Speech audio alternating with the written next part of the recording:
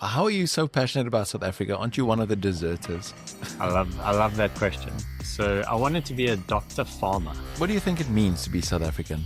The thing is, we're operating with our hands and feet tied and our mouth shut with duct tape.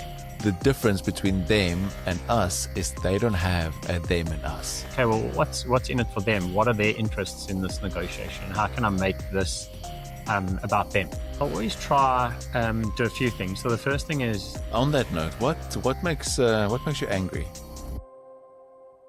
I don't know. It's a really good question, eh?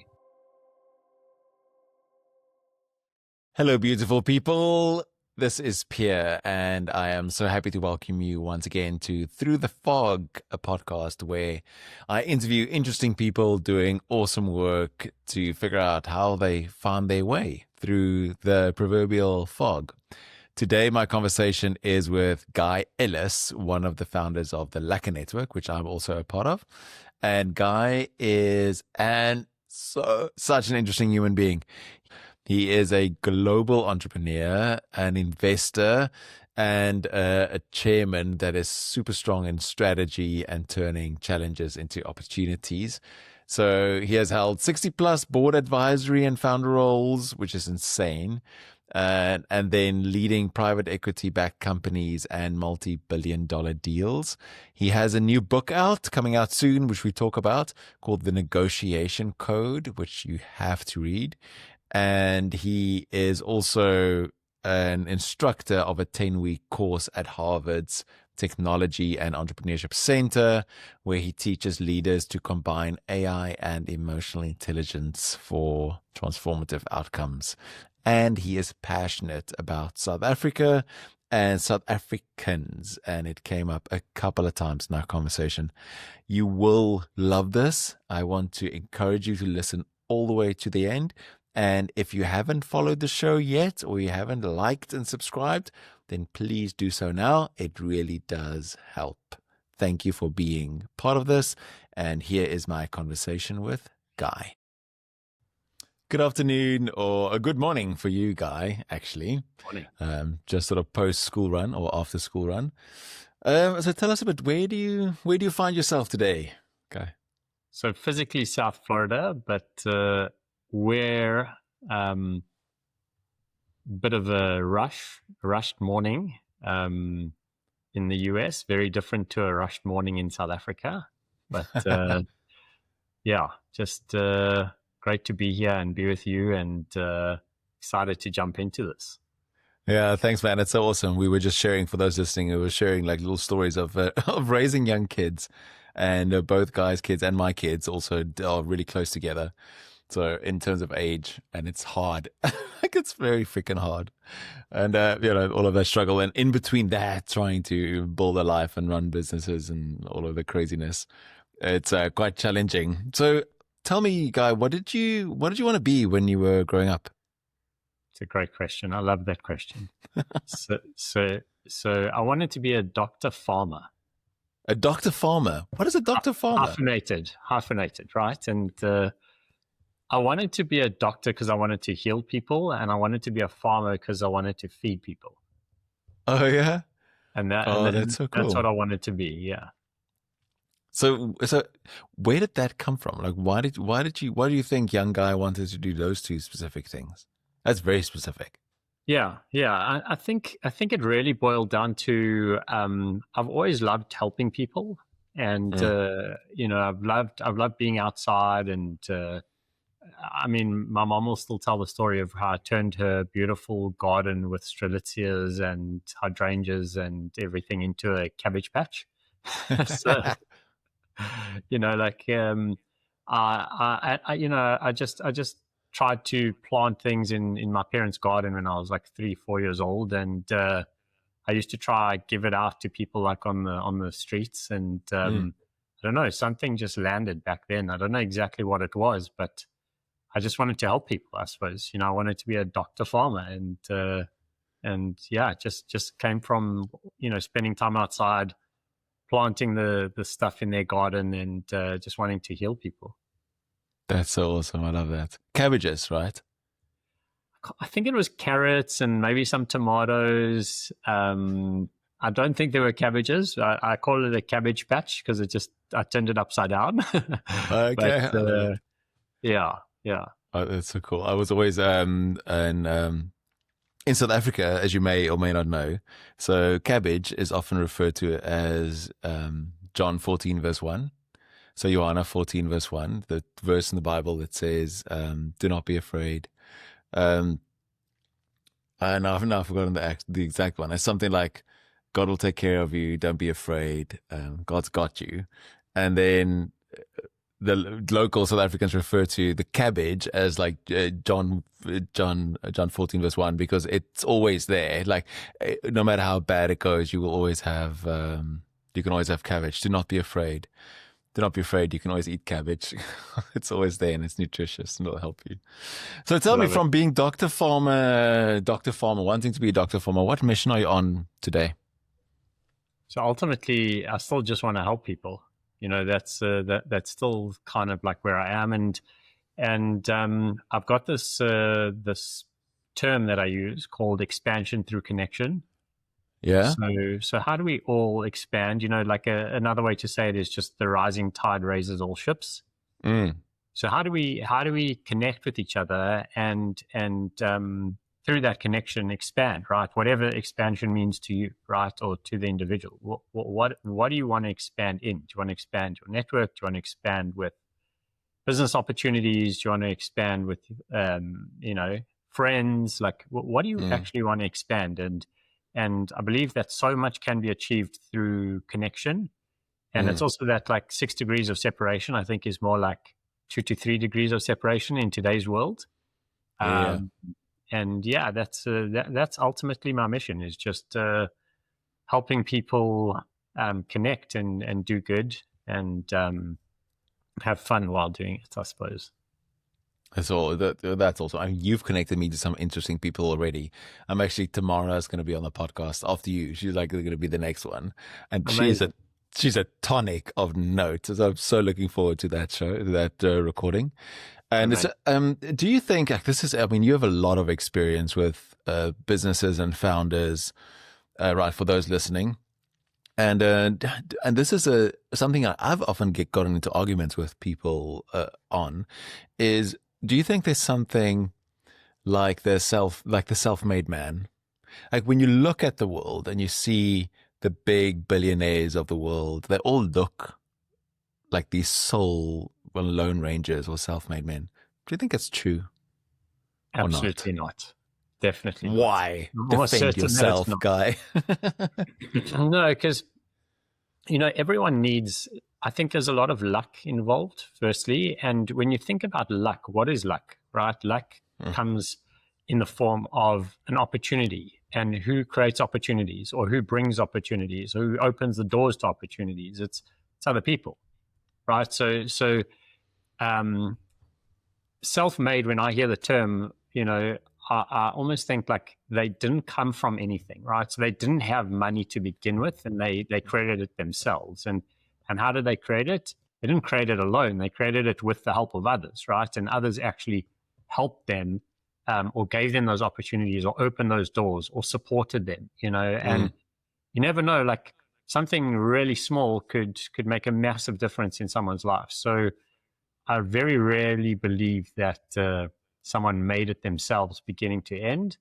And if you go through most of these people's stories, they'll actually tell you that, this person did this for me, or that person did that for me. It's very rare that I think it's impossible that they actually did everything themselves beginning to end.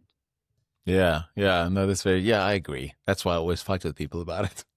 And I think that people romanticize the idea of a self-made man or person, because it seems like then anybody can do it. You don't need to do the hard slog or the slog of, relationships. So yeah, that's really fascinating. In your own life, if you look back on it, where were you really lucky? Sure. So many times, hey, so many times. I almost consider myself so lucky every day. I just get to connect with such awesome people literally on a daily basis, and again, that concept of expansion through connection. I think everyone just tries to help each other out, and so much so that it's like contagious. Like when you offer help to someone, like without an agenda, and you just really want to help them, right? Which is almost creating luck for them, if you want to think about it like that. Yeah. It's contagious, right? They want to help you, and might not be today, it might not be tomorrow, it might not even be this year, but that person's going to remember that, hey, once upon a time, Pierre helped me with X, right? And I just met this person. That person could be a great person for Pierre to meet, and that's just the natural way of the world. It's not an agenda-based, way of thinking. It's just, I think, the way the world works. It's contagious, right? And I mean, I can tell you probably hundreds of stories about, where I've been lucky, but I feel very lucky to just be here today talking to you, and appreciative and grateful for that. So, yeah, there's so many opportunities that I can talk about. Yeah. Well, if you were to pick one, I'm going to push you. Like, if you were to pick one, if you were to pick one that was like, this just comes to mind, just pops to your mind. What sort of, do you think this was like a pivotal moment? Was this person that offered me something that changed my life or changed the direction of my life? Sure. So, I mean, if I have to go back, that I think, was a huge decision. I decided to take a huge leap and do something on my own. And pretty much what happened was I had to restructure a business, and there were goods that were on the water that needed to get delivered. And, I had no idea how to do it, how to take over the goods, how to deliver the goods. I had no idea how to do anything. I had no idea how to import. I didn't know about import licenses or any of that, and I somehow convinced or got the people who were running the shipping company, like literally the CEO and CFO, to agree to me using their import code and their import license. Oh wow! Which was totally legal and everything, but obviously everything goes on their back there, So they agreed to that, and then once they agreed to that, the first few orders that we imported in the restructured business went through their business, right? Like their import code. And had we not been able to do that, the business would have never been the business that it became, right? Because it would have never started in the beginning. So I'd say that was like a pivotal moment when I kind of realized that there's no such thing as a self-made man, right? Like you've got to rely on other people, and other people have got to believe in you, and you've got to convince them, and you've got to negotiate, and you've got to negotiate in a certain way, and really think about, okay, well, what's in it for them? What are their interests in this negotiation? How can I make this about them, right? And that was like a huge moment where I was, call it lucky, and just convinced them to back me and believe in the vision, and that was a very huge turning point for me. Yeah, it's a big deal when somebody believes in you, right?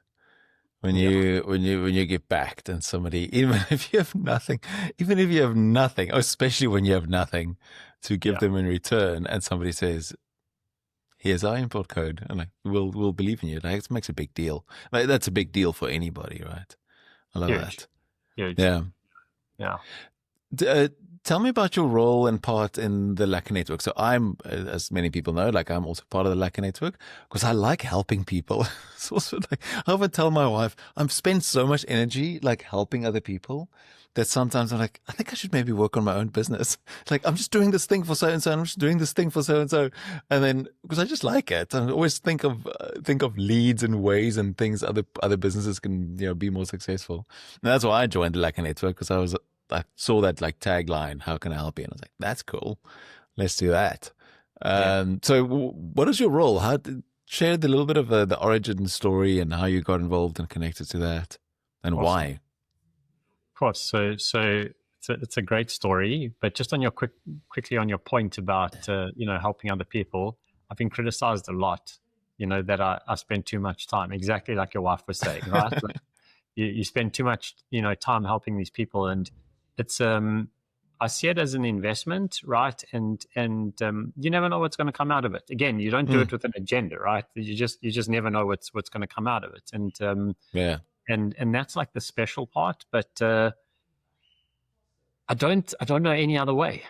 Like, what else would you do? Not help people? Like, like, what's the alternative kind of thing? Yeah, exactly. Yeah. I don't know what's the alternative. Make a lot of money. Be a self-made man. Maybe that's I don't know.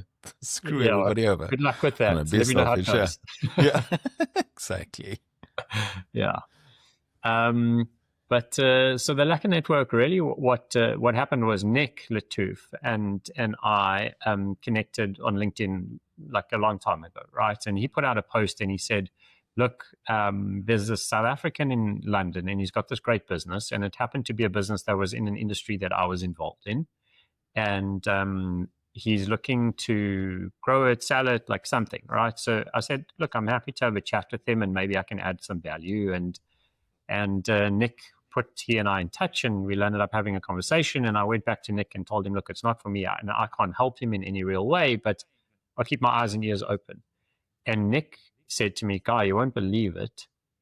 There have been like over 100 people that have reached out to me based on that post to help this individual in London. Oh, yeah. So I said to Nick, very like tongue in cheek, I was like, hey, Nick, why don't you start a network? He said, yeah, kind of thing. And those likes and shares and inbox messages kept going up. So he contacted me a few days later and he said, Guy, like, I think we should start a network. So I said, well, look at it, like, like see what you should do. So he said, well, I'm going to put out another LinkedIn post and see if people think I should actually start a network, which he did. And that post went viral. And then we had to think of a name. And we were thinking of things like Ubuntu this and, all the like, kind of like normal stuff. And then we eventually just came up with the term the Lekker Network, and it had a very kind of like a cool and weird logo in the beginning. And and that was the theme, was like, how can I help you? And it came from this one post, right? Helping the South African in London. And and that was really it. It was a thesis of just like connecting South Africans, letting South Africans network and help each other, but trying to do it with intention, right? Not just like putting South Africans around a table and like hoping for the best. It was really, how do we do this with intention and really focus on how can we make this something that really uplifts the country, right? Like if we look back in 10 years and we say, wow, this is the Lekker Network, we've got X number of members. Look at the impact that this has had on South Africa and South Africans around the world in terms of business opportunities, growth, impact, like actual like giving back and things like that. Jobs, jobs created, economy, foreign direct investment, all these big terms. Like, how do we actually use this to do that? And we knew that Nick and I didn't have the time to actually run this full time. So what happened was Nick said, I know this guy Renier. I'm going to meet him and let's see, maybe he can help us or something.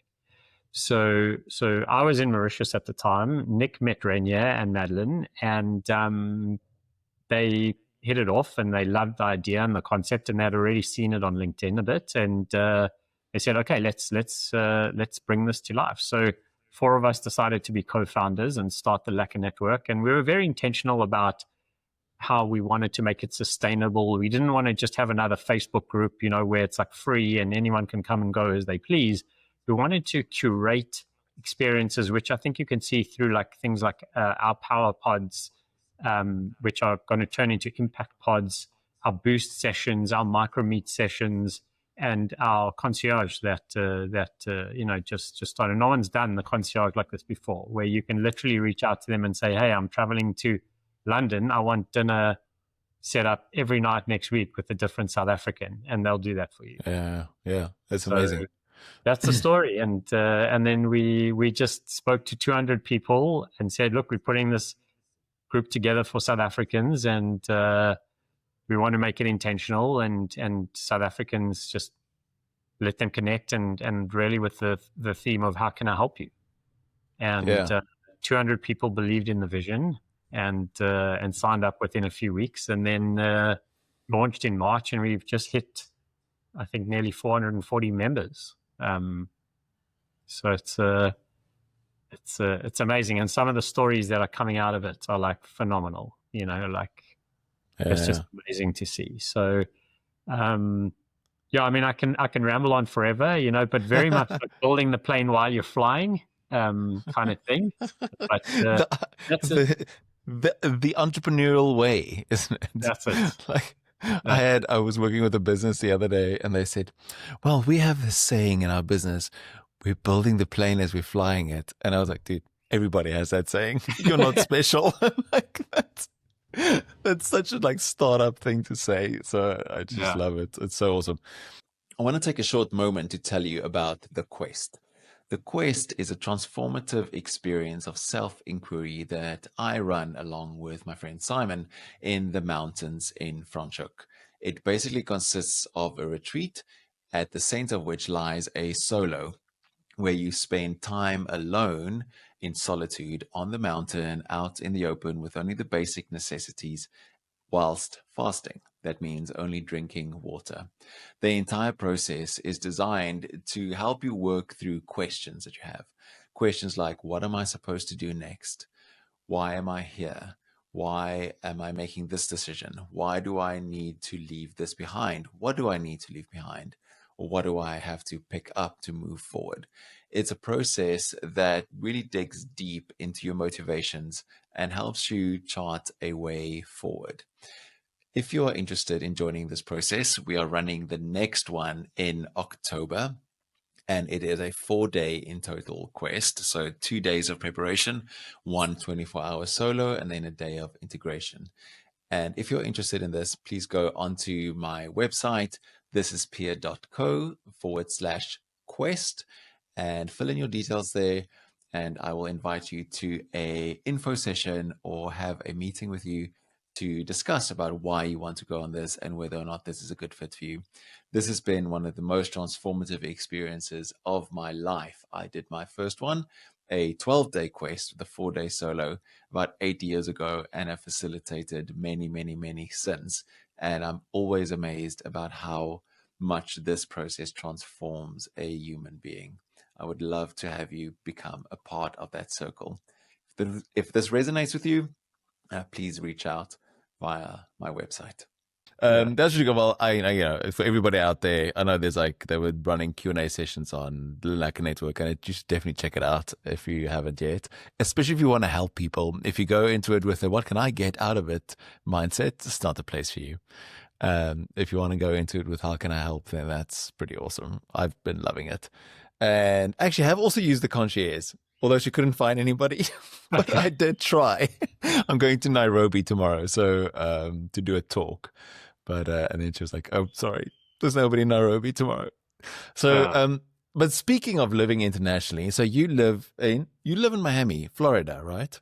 Correct. Yeah. So, how are you so passionate about South Africa? Aren't you one of the deserters, like left us alone here in Cape Town?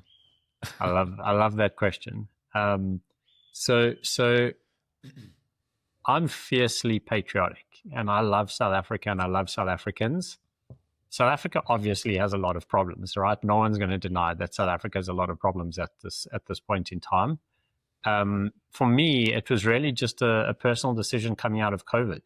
Like we left South Africa and went to Mauritius, and coming out of COVID, that was such an amazing experience, and actually went to business school in the US and got my degree from a business school in the US. So the opportunity for me as an individual was more so in the US, and the stuff that I'd been looking to do for, I don't know, the last 15 or so years was mostly out of South Africa, just because that was where the opportunity was, right? It's not that I physically said, hey, I want to not do anything in South Africa because of X, Y, Z. It just happened to be that's where the opportunity was and where I kind of like got involved. So I still got involved in the travel and tourism industry in South Africa and Africa, which I'm still involved in. I'm still very passionate about and I really love.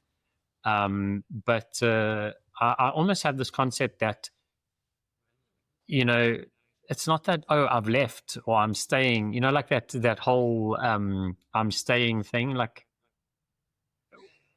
South Africa is a feeling. South Africa is in you. It's in all of us, right? Like you can't say because I'm not South African because I don't live in South Africa. Like there's South Africans doing amazing things all over the world, including in South Africa. So I see it more as a global citizen. Like we're all, we're all beings on this earth, and regardless of where we physically are, what is in our hearts and our minds is really what counts. And that's my mindset, at least. And even though I'm not physically present in South Africa every day, and I don't wake up and put my pants on and my shoes on in South Africa, it's always in my heart and in my thoughts, and it's home. Nothing's going to replace South Africa as being home. I mean, my kids, a 2-year-old and a 4-year-old, can sing Nkosi Sikeleli. That's impressive. Like I often still struggle with the words, to be honest. Like I go in especially in the center part, and I kind of like mouth it along and make it up as I go along. But that's awesome, man. I really love that idea of it's a feeling, and we've often talked about this with other friends of ours where they lived in Hong Kong before 1999, and then how many people that used to live there before 1999 would still count themselves as citizens of Hong Kong, and how they carry that culture with them. And there was even talk at one point of creating like a Hong Kong citizenship that's sort of digital and not connected to a piece of land, which is a very interesting idea. And but I love that idea. What do you think it means to be South African? If you have to explain it to somebody. Shoot, that's a tough one, eh? I think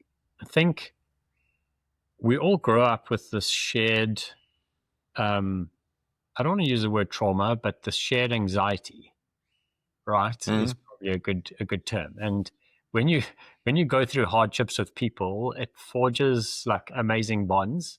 Yeah, and trauma bonding. Exactly, right? Which isn't necessarily a good thing.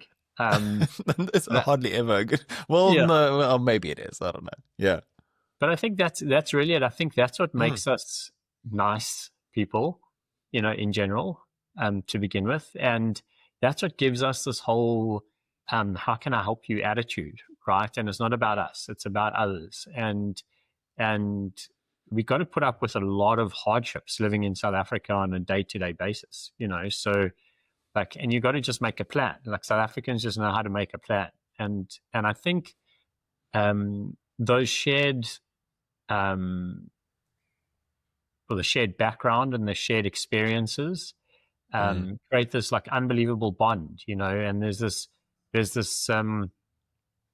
respect and special feeling. That's why I say South Africa is a feeling, that South Africans have, and it's very unique, like I don't think there's any other country in the world that has that feeling, maybe different in different respects, and that arose from different things, but South Africa has this very unique coming together rainbow nation feeling, and I think it's really special. Yeah. What do you think it would take to move the country in the whatever the right direction is, but to move it forward in a where everybody gets wealthier? So for me, and I sometimes take flack for this, but I always want everybody to be wealthier. I'm like, that's my mission in life. I want everybody to be wealthier, and then everybody's going to be healthier because wealth goes up and then lifespan goes up, right? So that's why I do the work I do, or partly. What do you think what would it take for South Africa to become wealthier? It's pretty simple. Like if you really like get it down to first principles, it's right person, right seat. Like just get the best man for the job, regardless of their background or anything, right? Like get the right person in that seat. And when you have that, so many things happen, right? You you don't need this bloated government, right? Or you don't need 30 people to do nothing, where you can get one person to do the job really well. So I think that's the first thing. And the second thing is just be accountable and hold people accountable, you know. And I think if we start with just those very two simple principles, I think we'll do really well. And I mean, let's just talk about absolute basics. We don't have to talk about like doing well, you know, and flourishing and those things. I'm just talking about like actual basics. And if you look at a company or a business, it's the same thing, right? Like I love the term, and I always mess it up, but it's a quote by Albert Einstein, and he says, you can't judge a fish by its ability to climb a tree. Yeah. Right. And it's that exact concept. Like, just get the right person in the right role. Like, we've got people in government, and I don't want to get political here, but we've got people like that are in certain, you know, running certain ministries that have zero experience in their life in that realm. You know, like, how do we do that? Like, it's like saying like I have no idea about American football, but I'm now going to go coach the best team in the country in America. Yeah. Like, I don't even know the rules. Yeah. But Ted Lasso did it. He coached the soccer team. Exactly. So just throw me in, coach. Yeah, put me in, coach. It's fine. Yeah.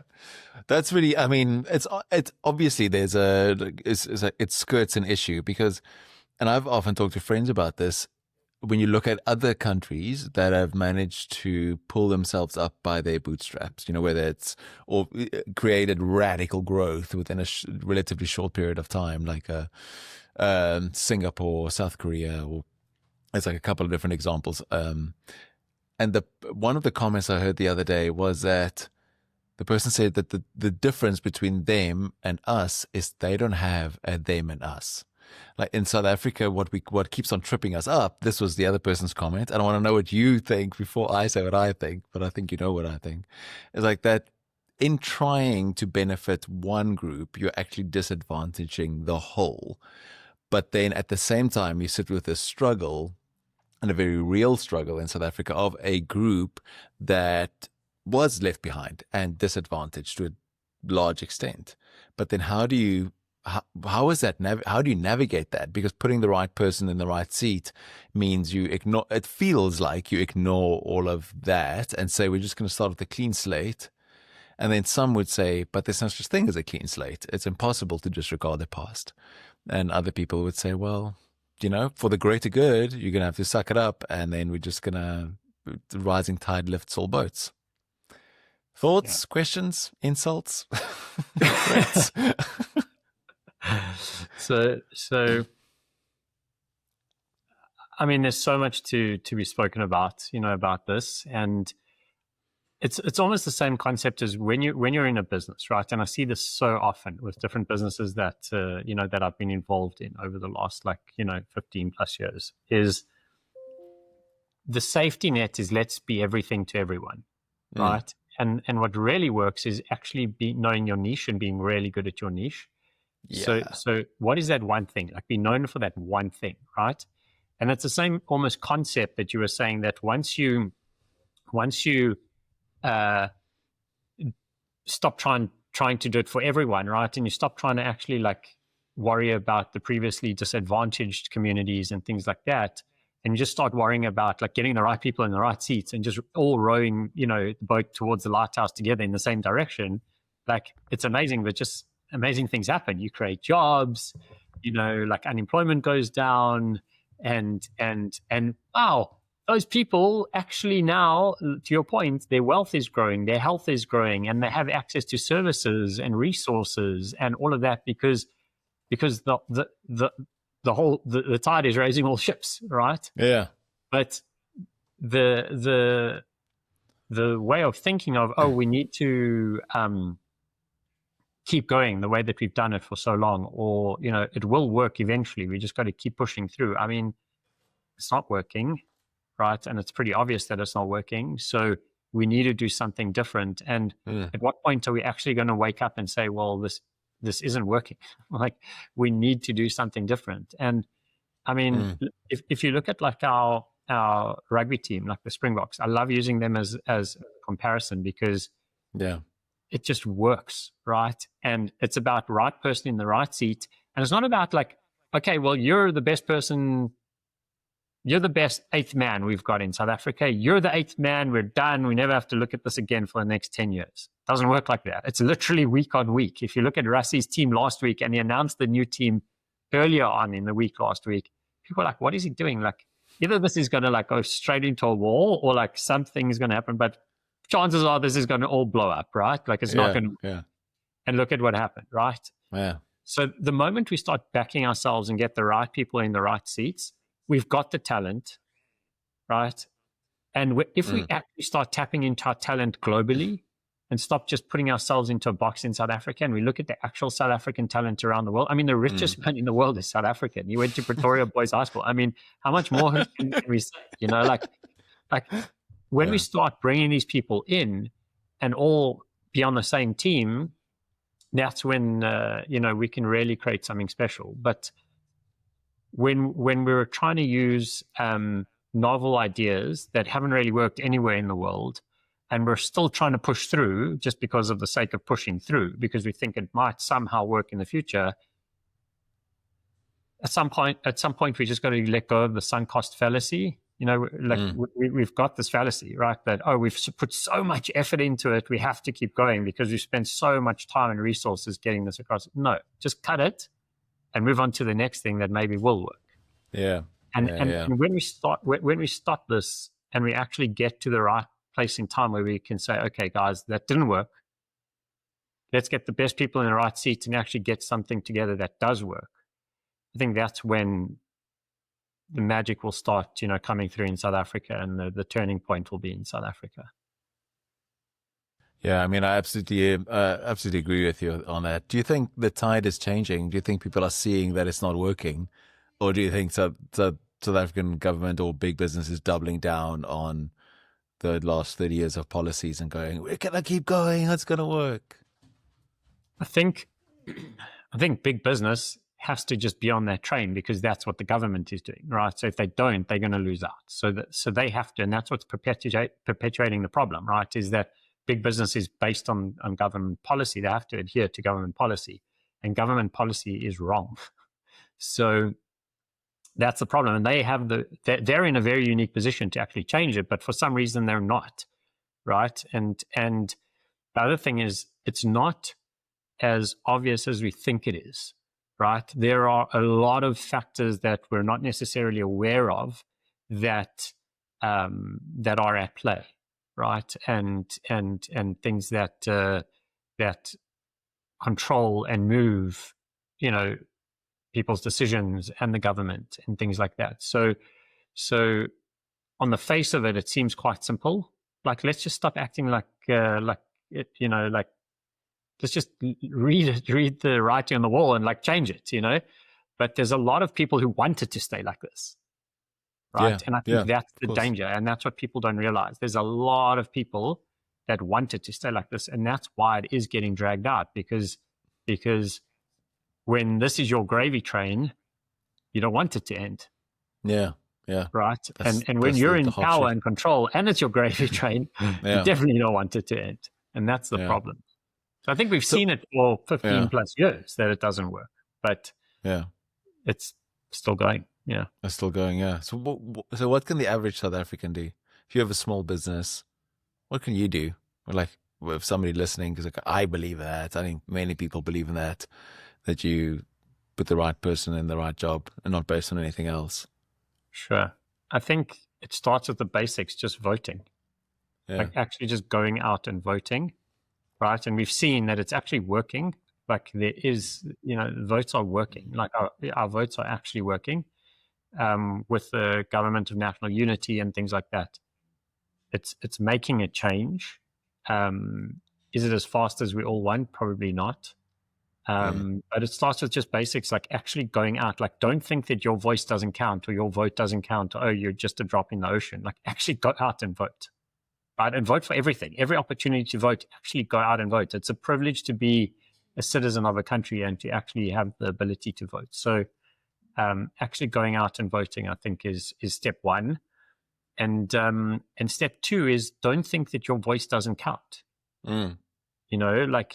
Use your voice, make a change, try try focus on the positive rather than the negative, because I do believe that the positive is going to pull us out of this. Obviously, we need to know about the negative, and we know about the negative for the most part.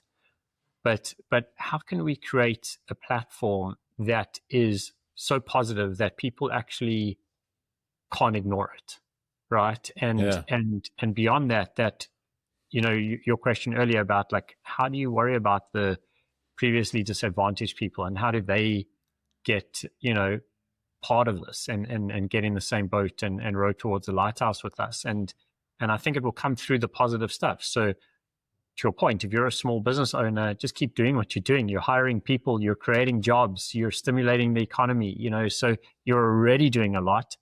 But what we need to do is create a collective, right? Because when you take millions of small businesses and you put them together, they're not millions of small businesses. They're one big group.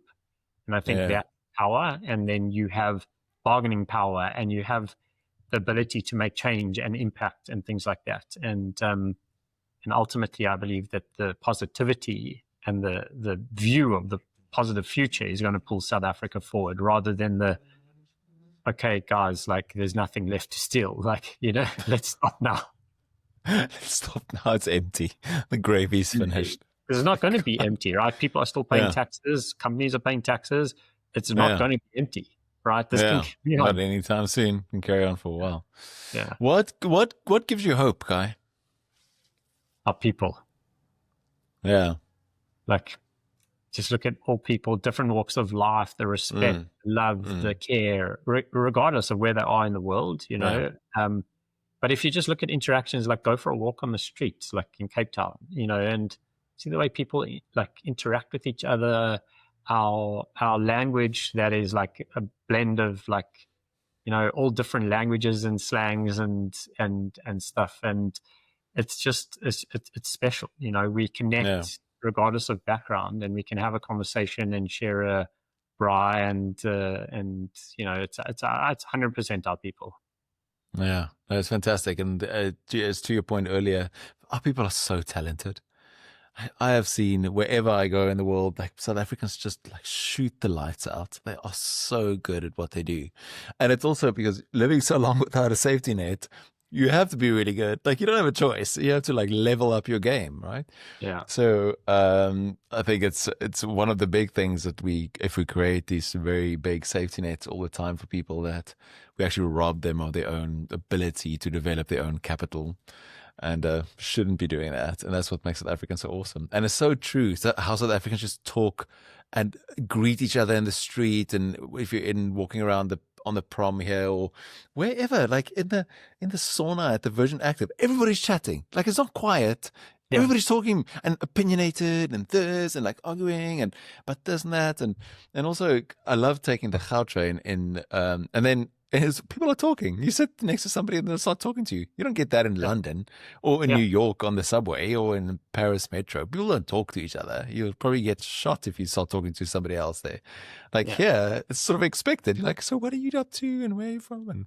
And the only thing worse, quote unquote, worse than that is meeting another South African whilst you're traveling, because then it's like a really big deal. It's like, where are you from? And where are you from? And we just like rave, and it's this whole connection. So funny and so awesome. And I think that's what it means to be South African. I love what you said, the one thing. It's one of my pet peeves when I run strat sessions or help people to kind of make decisions, is that they don't want to make a decision. They want to do everything and be everything to everybody. And so many times in these strat sessions, I have to go, okay, choose. You can do this or this.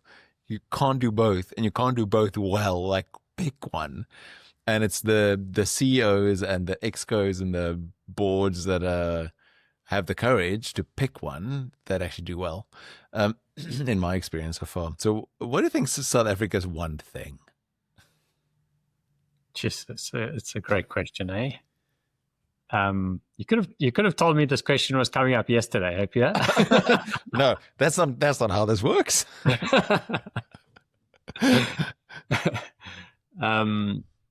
It's South Africa's people. Going back to what you were just saying, it's absolutely South Africa's people. I mean, I don't want to say we're special, but it's like saying your own children are special, like obvious. Yeah. But we really are, right? And I think if you look at the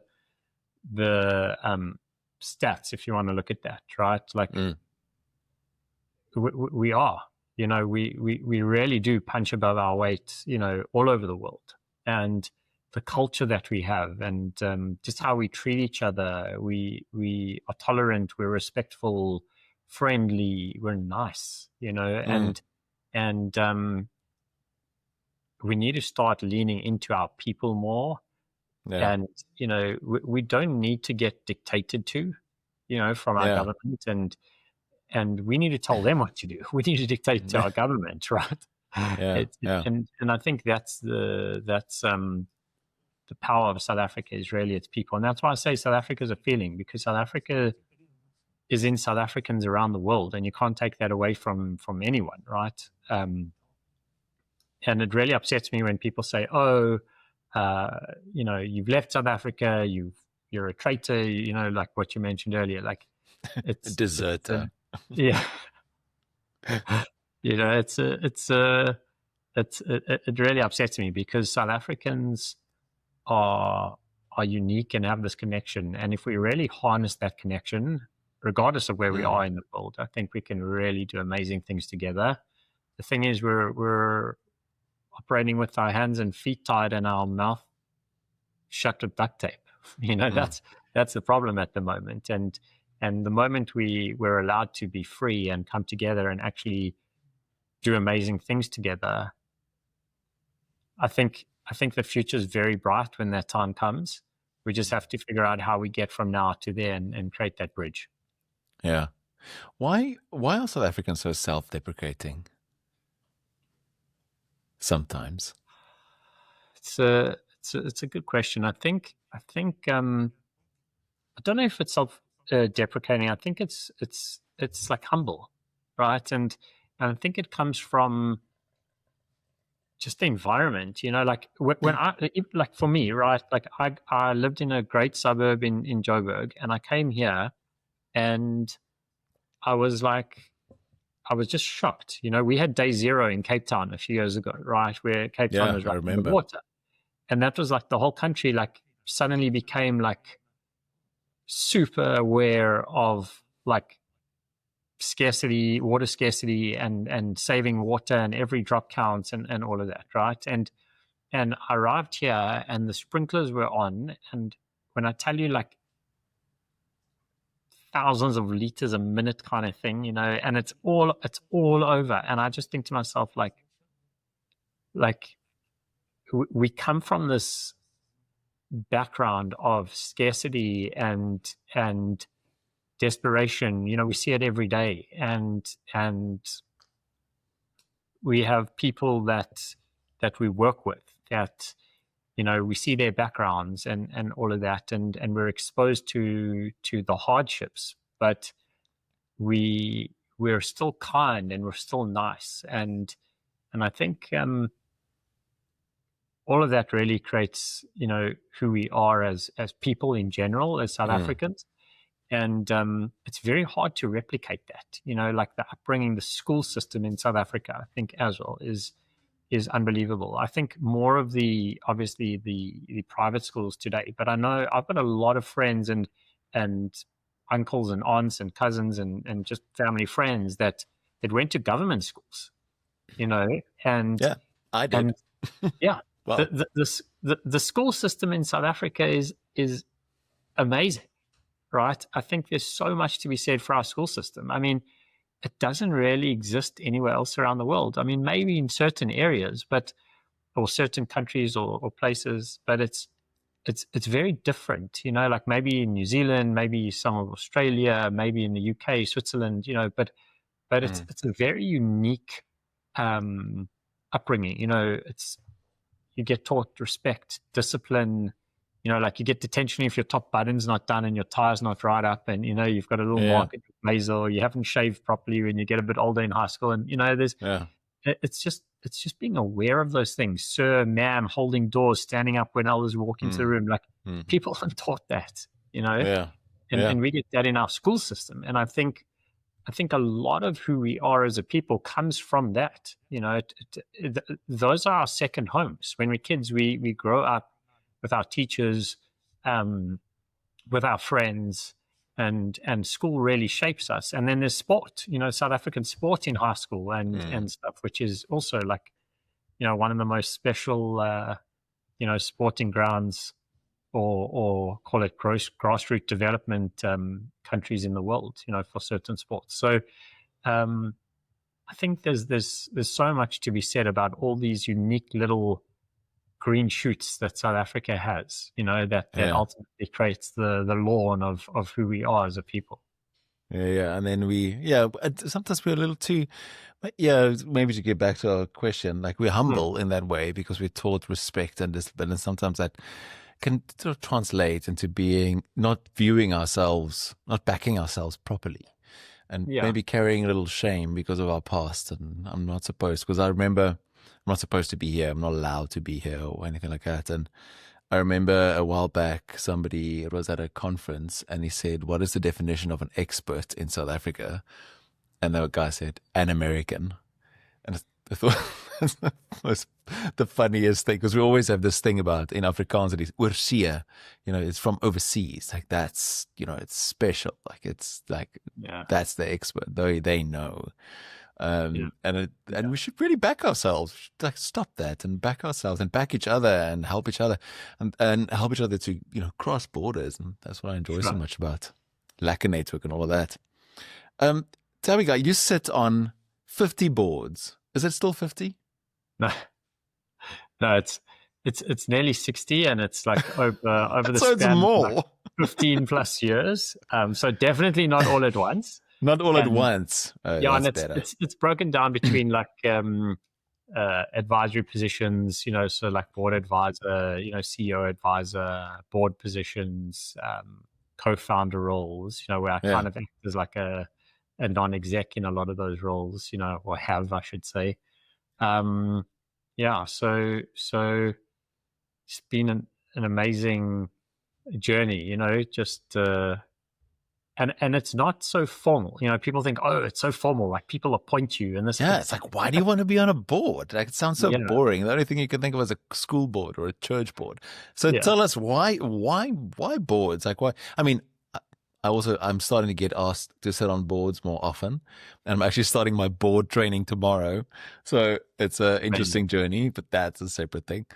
But why? Like, why do you do it? And how did you get there? It's two questions. So why and how? So maybe let me start with how, and then I'll go into why.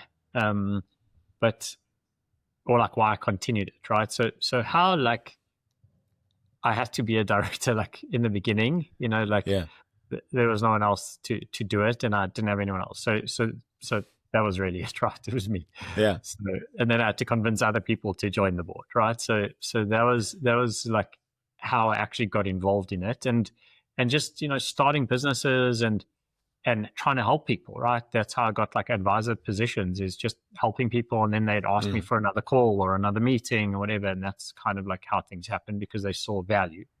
And then why is because I saw the value, right? And I saw the impact and I almost saw that I had this unique ability to help people, right? I could help them very quickly get from A to Z, versus them have to go through the whole alphabet kind of thing, right? So obviously not everyone and not every company, but for the companies that I was exposed to or worked with, it was very much about, they saw value, I saw value, and obviously I was incentivized to do it a lot of the time. Sometimes I wasn't. Sometimes I just did it because I wanted to do it, or other reasons. But a lot of the time I was also incentivized to do it. So I had like a piece of the upside, or I got paid a retainer, or get paid a retainer, or things like that. So there's a whole bunch of different ways and reasons why you would do it. But ultimately, I think it's just about being an entrepreneur and wanting to see different things and different industries and being able to actually help them grow. And it's just so satisfying and rewarding when you see, something that you've been a part of really come to fruition and grow and work out. And, it's really cool. And, I just love building the plane while flying. Whilst it's flying. Yeah. So I often speak with one of my best mates, and then he talks about the plane metaphor so much in business when it starts hitting the trees, like when the wheels start hitting the trees, you're starting to run out of money, and now you have to try and get fuel in the tank again so you can pull up. So plane metaphors abound. So, I mean, if you're working on a plane, and it's like whip this metaphor a little bit more. So, what is your superpower? Why do people ask you? So a few superpowers, but really, the main one is connections, right? So connecting different people for different things, like opening those doors, that kind of stuff. So that's like the one big thing.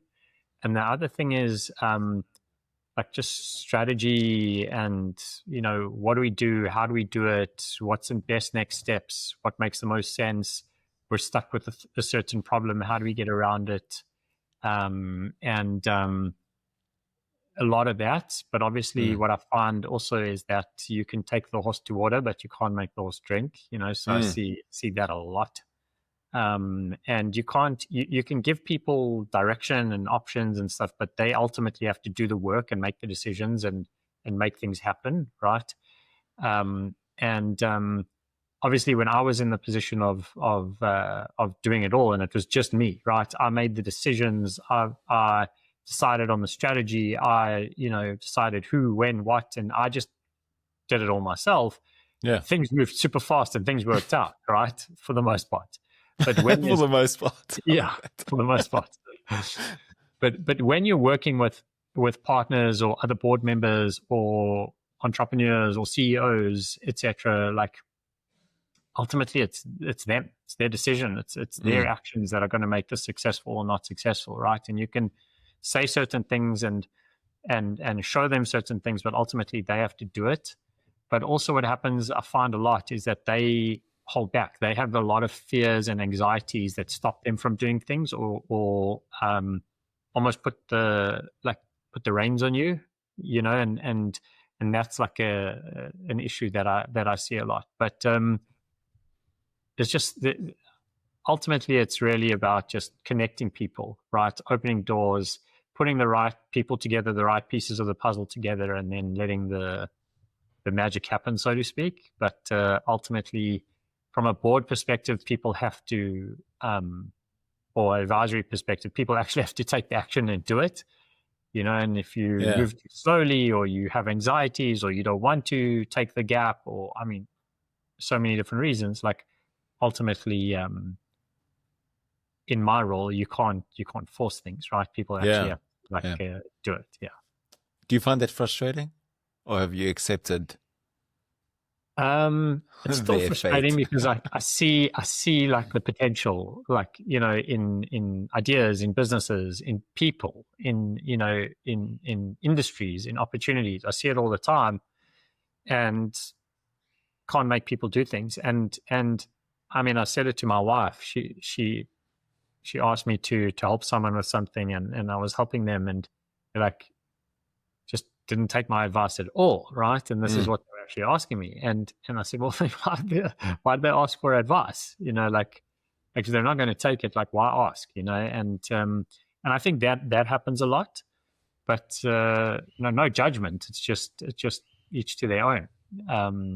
But I think the person or the company or the team receiving that advice or whatever it may be needs to be open to it.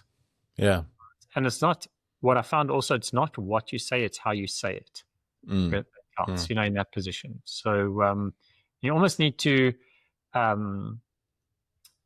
go through this in my book quite a bit with the beacons framework, but you almost need to make it about them and try help them see it. Like if you go and you say, hey, Pierre, you need to do this, you need to do that, this is how it should be. Like, that's not the way to do it, right? People don't like that. Yeah, Your people, brain doesn't like that. Your why are brain they not resists. listening to me? Why? These bloody people. Yeah, they could be so rich. Why aren't they listening to me? I know everything. It's a scene in, I send this GIF to people so many times. GIF. I say GIF because GIF is wrong. GIF. So there's a scene in Modern Family where Gloria goes, "It's so frustrating. I have all the answers. Like, why aren't you just listening to me?" And I often send that to people when I'm consulting or trying to, it's like, just, I told you this. But I literally read in the week that your brain, somebody wrote somewhere, I don't know, some study, and it said, your brain resists commands and loves questions. And it's such a skill to ask questions and to get somebody to a place where they get it for themselves. So I'm really trying to double down recently on reading a lot more books on just how to ask good questions, even since doing this podcast. But this is a good segue for your book. I've got it here. Let me just grab it. It's right underneath Iron John at the moment, which I always have to read, but like, so there you go. I don't know if people can see that. Yeah, there you go. Thank you. So why write a book in a world where an AI can pump out a book in like 10 minutes? So it's a great question. So it didn't start off as a book. It started off as scribbles on paper.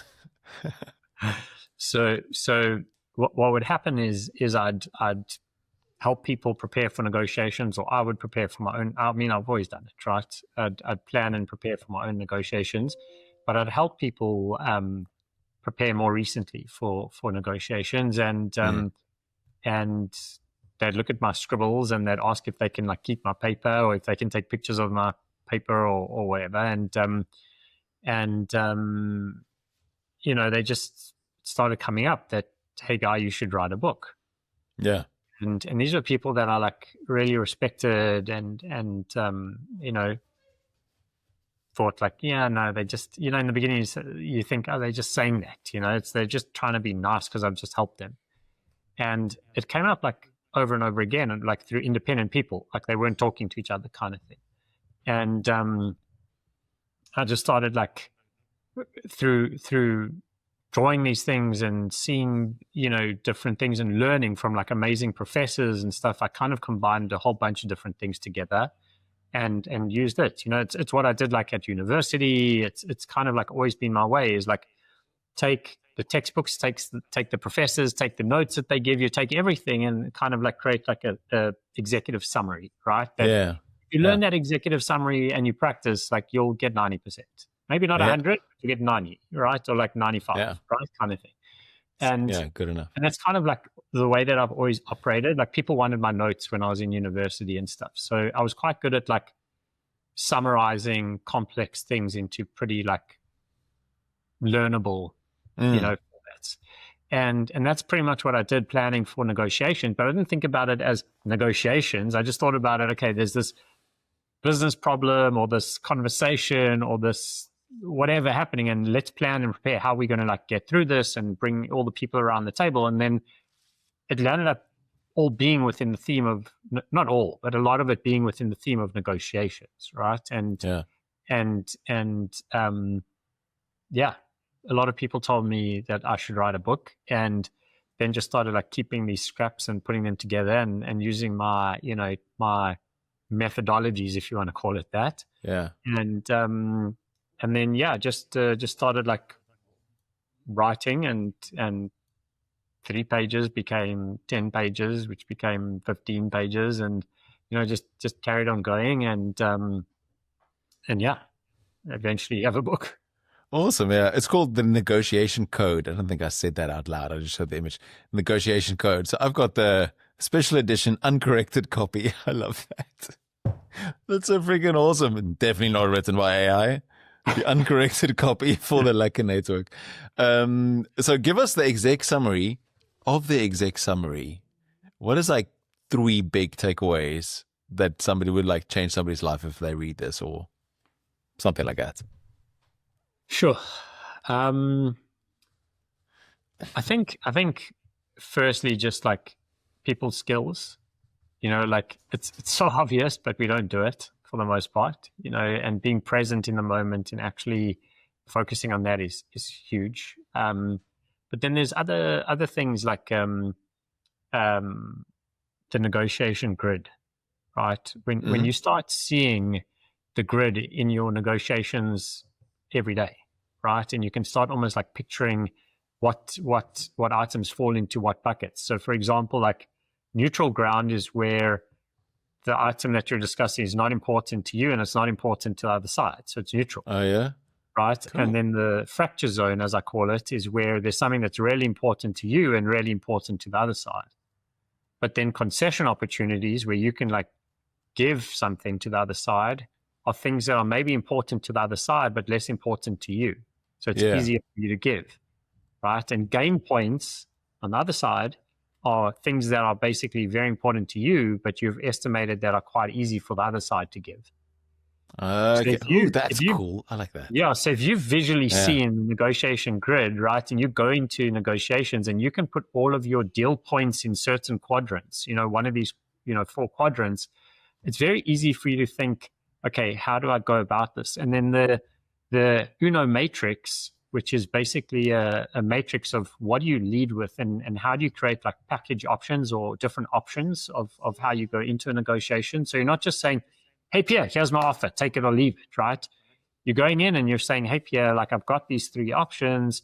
Let's discuss which one works best for you. And you actually, uncover what the other side really needs. But using your grid, you actually start populating those options based on the grid. So for example, you lead with concession opportunities. So what that does is it shows that you're flexible and it shows that you're giving the other side straight out the bat and they feel that they're gaining right out the bat.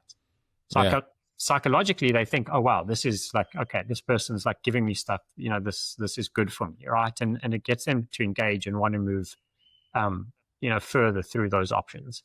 So the way that you think about those things and structure those things is really important. And another thing that comes up very often is the majority of the strategies or the chapters in the book are before the negotiation even begins.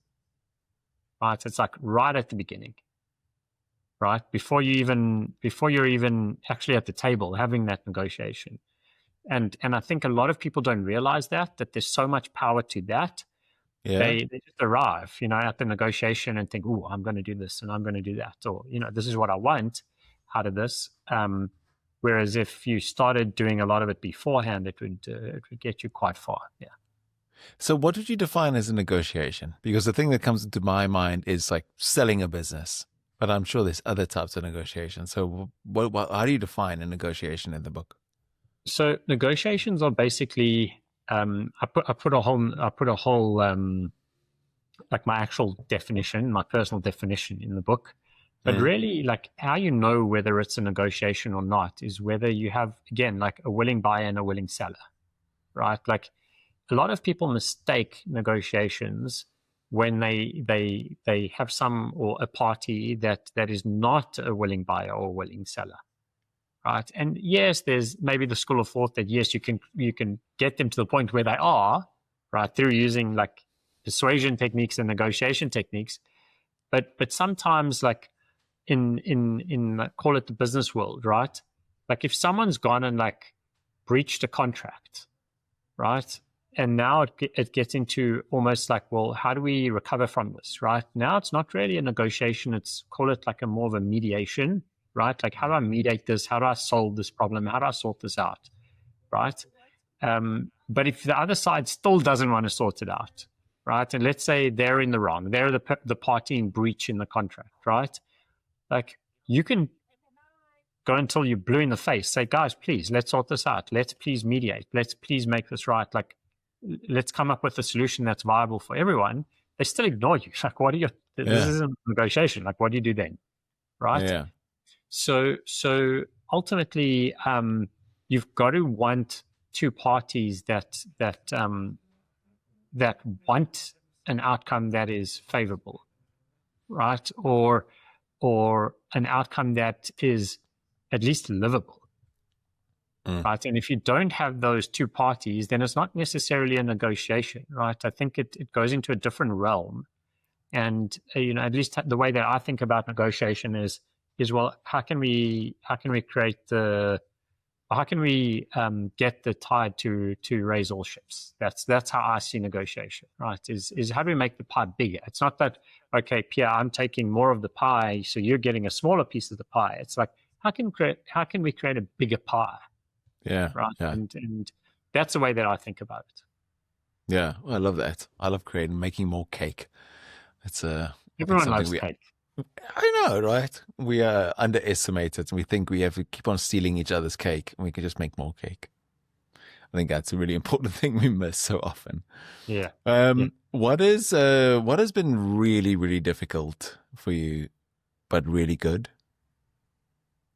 In terms of like negotiations or in life, in business?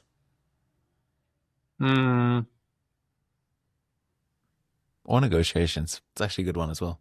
Yeah, I think what's been really good is when people just see eye to eye, right? I mean, it doesn't click a whole lot often, but I think it's happening more and more, and I'm seeing it more and more. Is like people, and maybe it's because I'm surrounded by the Lekker Network, but people want to help each other, right? And people actually want like other people to do well and want themselves to do well. And let's, how can we just do better for everyone? And when that happens, it's just amazing, right? And it clicks and it works out. And on the other side of things, I think what I find very difficult is when other sides assume things or think they have the facts, and they just tell you, they don't give you a chance. They don't give you a chance to come to the table and represent your side or have a negotiation or a discussion or something. And they just kind of like, it's like, I'll give you an example, right? It's like a client. Like, let's say you're trying to sell to a client, and you know that your product will actually be amazing for that business, right? It will give them ROI almost immediately, etc. And you send the CEO an email, and he just doesn't reply, or he says, "Oh no, we don't need that. Like we've got XYZ," and you know XYZ that they're using, but you know that it doesn't do what your product does.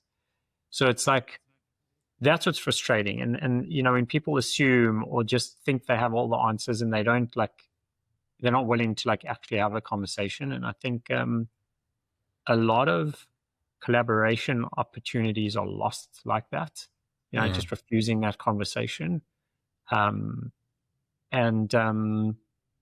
Obviously, if you're trying to just solicit and hard sell, and like they don't actually need the product, then it's a different story. But if there's a way that you could actually benefit them, and they're not even willing to take a call, and you're actually just genuinely trying to help the other side, I think that's very, very frustrating. And that's just an example. I mean, it just can happen. Yeah. Like when people think maybe you've done something wrong, right? And then they just like ghost you. But like they haven't actually like said to you, "Hey Pierre, like, did you really do this? Or what really happened here? Or tell me your side of the story," or any of that kind of stuff. That's very frustrating, is when people don't give you the opportunity to at least have the conversation. Yeah. On that note, what makes you angry? Sure, it's a good question. I've really tried, like in the last, call it 10 years, to not get angry. Despite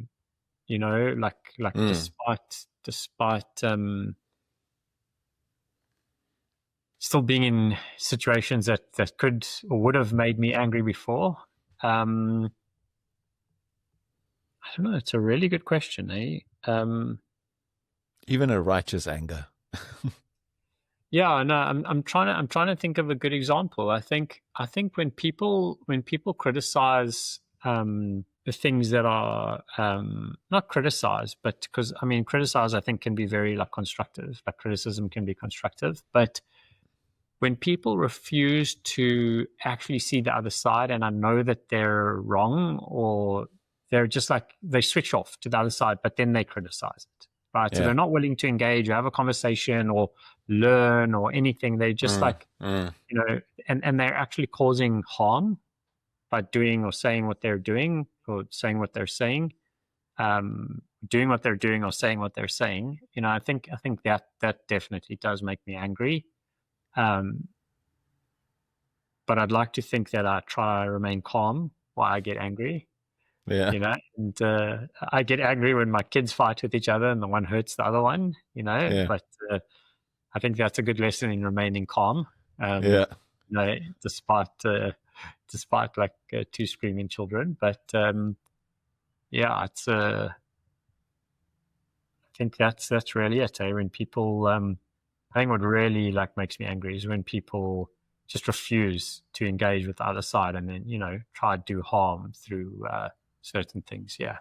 It's almost like when communication breaks down. I wrote this in my little letter, I think this morning or yesterday. When we can't talk anymore, then our only recourse is violence, because we've developed language so we don't kill each other all the time. That's kind of one of the main. But I could probably argue that's one of the main reasons we developed language, is so we don't like throw spears at each other all the time. We can actually just talk it out. But when there's no more conversation or no more talk, then the only recourse becomes violence. And whether it's physical violence or I don't know, any other type of violence, then it's a sad state of affairs, right? Yeah. What is most misunderstood about you? I mean, you're a pretty well-known guy. And then what is most misunderstood about you? Jeez, I don't know. I was such a well-known guy. I don't think of myself like that, to be honest, or person. Most well-known people don't, like, not the ones that matter anyway. Yeah, I think there's so much, like there's this whole thing about like the social media facade, like who are you on social media and who are you in reality? I'm really like a softie. Like I cry a lot. I'm like one of those guys like gets his birthday card from his kid and he's like, oh. Everybody cries when you get your birthday card from your kid. Yeah. I do it these as well. Yeah. Okay, so no, so I'm very much a softie and sensitive and like when Damian Willemse scored his try, like I was in tears on the weekend, like that kind of, like I'm a crybaby, and I don't think obviously my family and my good friends know that about me, but you wouldn't get that from social media. Well, social media and this guy who sat on 60 boards and running the entire world is crying when Damon Williams scores his try. I love that. That's so awesome. Thanks for sharing that. Tell me, Guy, how do you make decisions, especially big ones? Do you have a process or? I always try do a few things. So the first thing is just get it down to first principles. Like what's the essence here? What is the problem that I'm trying to solve, and what do I need to do?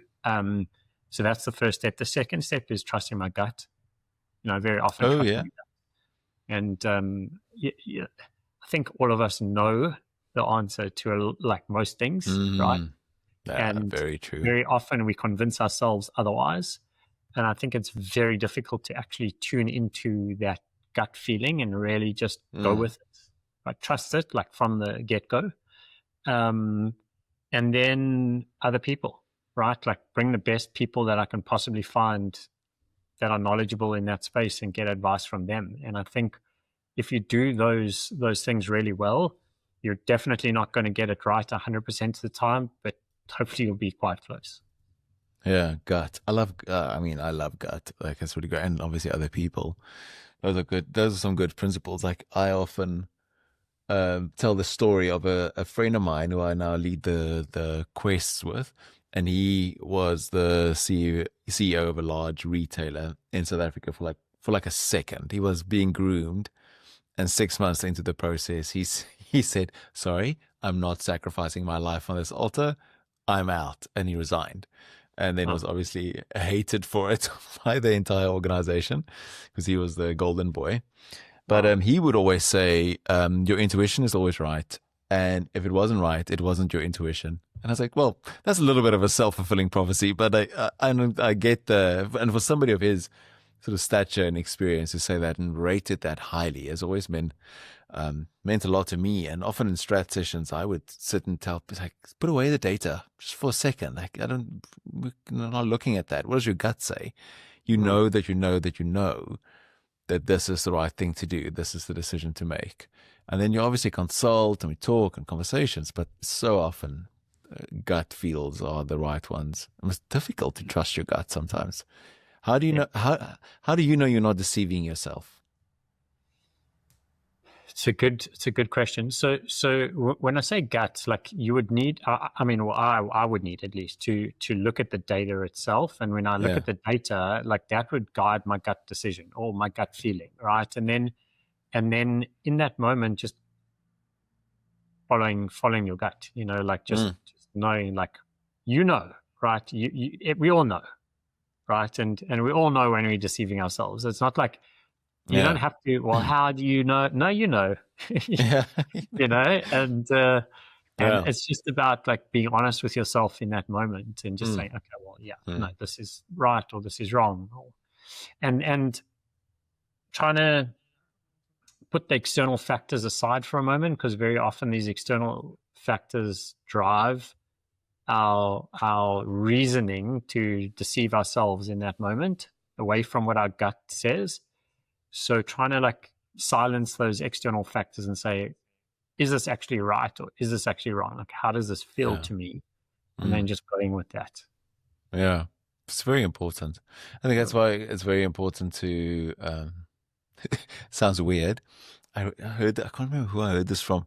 It's like very important to not lie.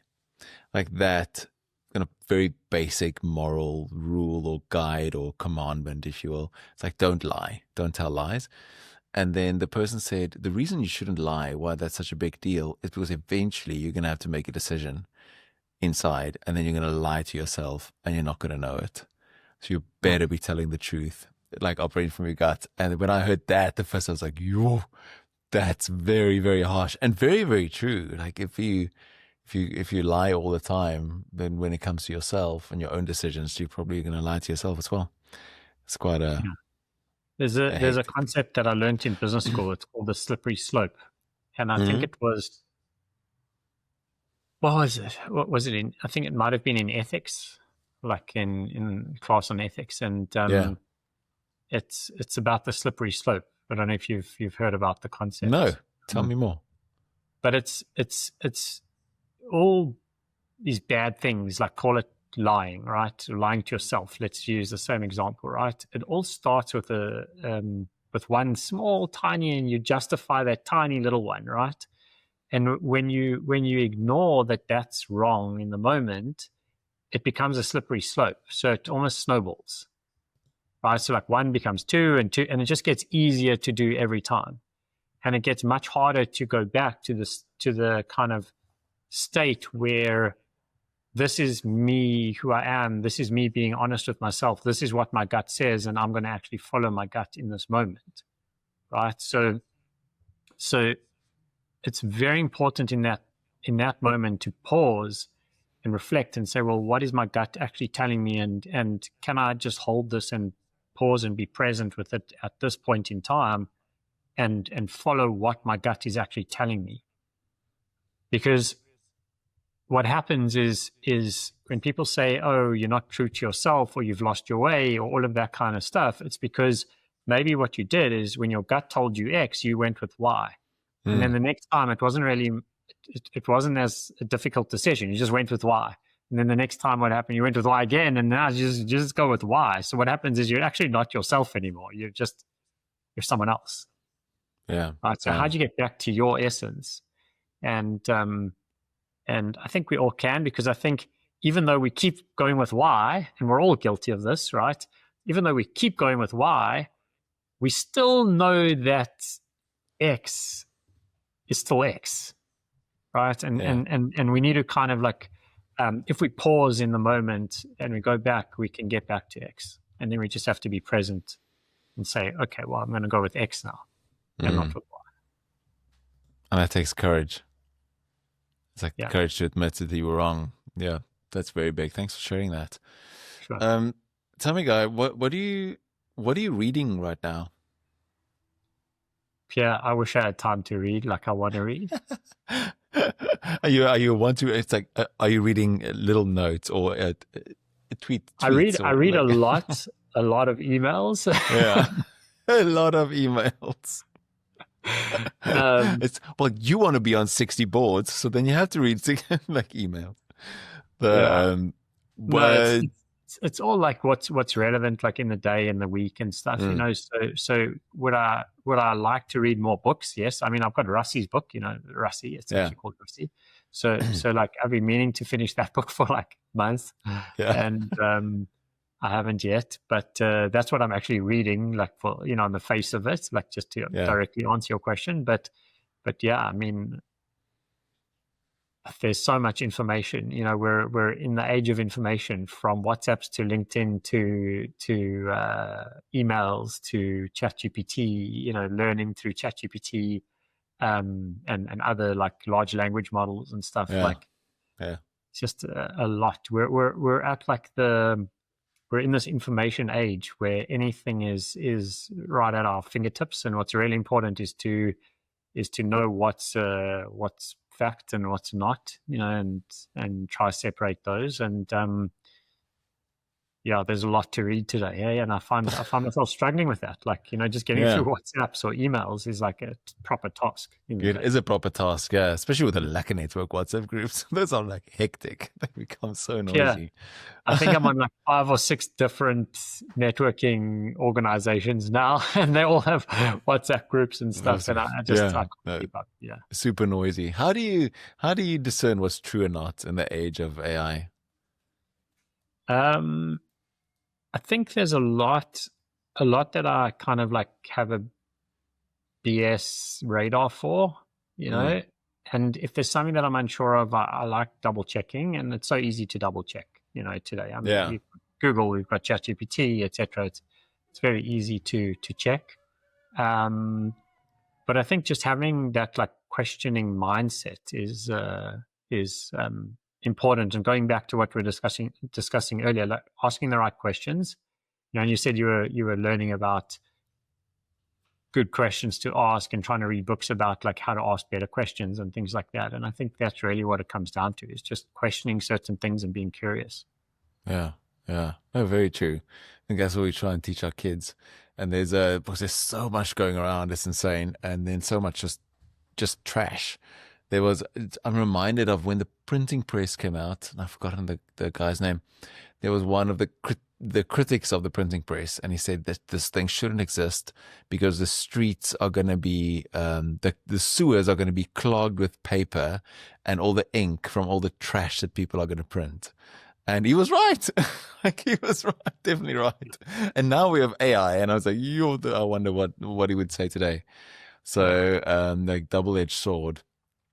Tell me, Guy, what lies ahead for you? What do you want to do next? It's a great question, especially today out of all days, you know, because I'm really, this week out of all weeks, I'm actually thinking like, what's next? You know, what's on the horizon? I've been in the US just over a year. You know, I was like, a lot of people don't know this, but I was on a work visa, and I couldn't work for anyone except one employer. Oh, yeah. And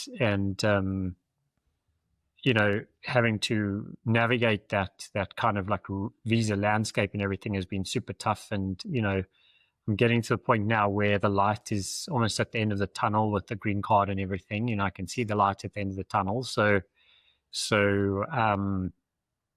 yeah, there's a lot of opportunity in the US, and just trying to do good things with good people and decide, you know, what I want to do.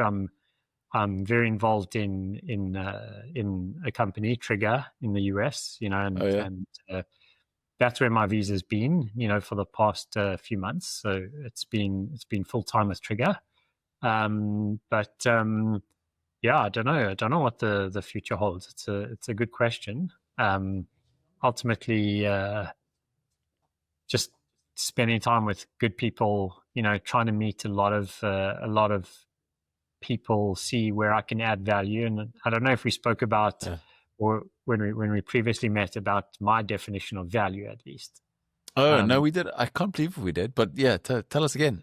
Okay, so I see value as not what I have and I can give the world or I can give you, right? I see value as you have a business or personal need, and I have something that can fulfill that need. That's value versus, well, I've got value to offer the world, right? And I think it's really about finding that fit, of like who has a need, or a company, or etc., or the industry, maybe a whole industry that has a need, and what do I have, and how am I uniquely positioned to fulfill that need? Yeah, solve that problem, fill that need, fill that gap. It's really interesting. I've got there's a little thing behind me on this. Let me get it. I'll show you. Awesome. Put the headphones back on. So it's a friend of mine who's a CEO gave this to me. Okay. And this little thing is a seal that you put over your takeaway cup if you order coffee or a cool drink or something from a takeaway. And the problem with those cups is you put them in your car or whatever, and they spill. And he hates that so much, and a lot of people hate that. And then this South African company figured out this thing that I think it's painted already, that you put inside and you just press a lid on, and it creates like a perfect seal. So you can even turn the whole cup upside down, and the liquid doesn't fall out. And he wrote at the bottom here, never forget that the smallest things can solve the biggest pain points. Just solve a pain point, right? It's like, solve this pain point of my drink spilling in my car. And now they're busy like skyrocketing with this business, also South African business, which is quite cool. But, and I love that. Like, that value is just, I'm so glad you say that. That's why this is behind me all the time. So I can remember, solve a pain point. How can I solve a pain point? How can I just like fill a gap? Rich Mulholland always said, like, fill a gap or solve a pain point. Those are the truth. That's what business is built on. And we forget that. We think businesses are about making money. It's like, no, they're not. They're about solving problems. Humans are tool makers. Something I always rant from a stage. It's like, we've been tool makers for 2.5 million years. That's what we do. That's why our fingers are like the size they are. And we're tool makers. That's why we have thumbs. So, and we forget that. We want to make money. Money can be a tool, I suppose, but that's not the point. We're tool makers. Tools solve problems. That's the thing. Yeah. So we need to get back to our essence of tool making. Totally. God, this has been so much fun. I want to keep talking to you forever, but me too. I want to have. Yeah, we could. We should like get together in Florida or somewhere. I want to go to Disney World again. I'm such a big Disney fan. Oh, really? Okay, amazing. Dude, wow. I am very. Look, I've got like Disney on my like Mickey Mouse. It's my like dream one day. I wish I could do a talk at Disney, or just like go sit in the background or somewhere and go and help them out, because I think they're making a couple of mistakes.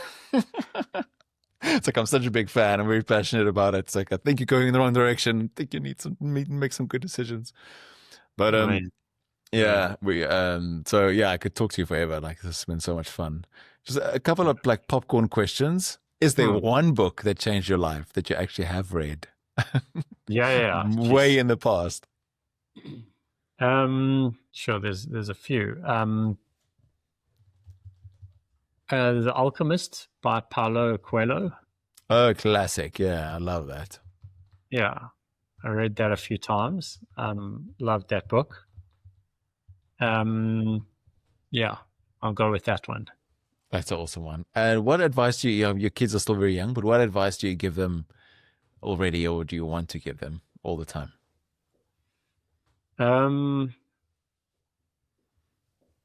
Sure, that's also a great question.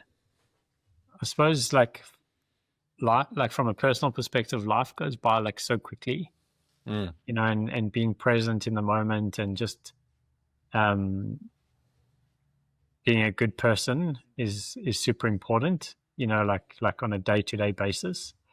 And I suppose professionally, like, they can do anything and be anything that they want, and they need to think like very, very big. They can literally change the world if they want to. Yeah.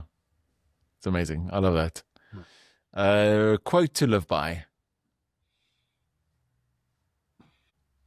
I I'll go with what I put up on LinkedIn recently. It's a quote by Rusty Erasmus, and it goes something like, if you want to achieve something that you've never achieved before, you have to do something you've never done before. I love that. Or that way of thinking. That's very cool. Yeah. You have to be illogical. I did a talk yesterday and I told everybody, when everybody zigs, you zoink. They go, what? I love it. I stole it from like Modern Family. I think it was Jay that did it. It's so funny. But I think you also love Modern Family. Phil Dunphy's my hero. Like, I want to be like Phil Dunphy when I grow up. Watch a sunset. Yeah, He's it's like the best. my absolute best. Watch a sunset at least once a day. Like, it's like my best. He's great. Now that I know you're a fan, I'm gonna just like send you like WhatsApps of Phil Dunphy quotes. Phil Dunphy means, yeah, he's the best. I'm the cool parent. WTF, Like, welcome to Facebook. His acting in Modern Family, it has got to be like some of the best acting ever. Yeah, I mean, the way that he keeps a straight face, I don't know how he actually does it. Some of the that he says, he keeps such a straight face. I'm like, how does this man actually do this? I don't know. He's a genius, like absolute genius. Try to get him on the show. That'd be something. Like trying to get him on the show and talk to him. As long as I can come. We do like a group interview. Like, hey, we just want to talk to you a little bit. I think that'll be insane. That'll be insane. Yeah. Thank you so much for spending time with me, Guy. This was so much fun. I really enjoyed it. And I really appreciate you having me. Yeah. Yeah. And so all the best for your new decisions and journeys. And I know I'm looking forward to see what you get up to next. And I'm sure everybody else do as well. And good luck with your book. When is it out? Is it out? No, not yet. Launch date will be announced soon. And anyone can follow me on LinkedIn to see that. And there'll be like a special code for anyone who wants to get like a pre-release copy. Oh, awesome. Yeah. That's cool. So we'll include your LinkedIn link in the show notes, and the book is called The Negotiation Code, coming out soon. Awesome. Thanks, Guy. Thank you, Pierre. Really appreciate it. Thank you for listening or watching, and thank you for being on this journey with me as we try and figure out and find our way through the fog of life and work. So I've been writing a really short little daily letter that comes out each weekday. And literally very short. It's less than 50 words. And it is a burst of inspiration with some thoughts on strategy, how to find your way, how to become a better human being and do work that matters. You can go to thisispierre.co/daily letter to sign up and become a part of this community and hear about all the things that we get up to firsthand. Thank you for being a part.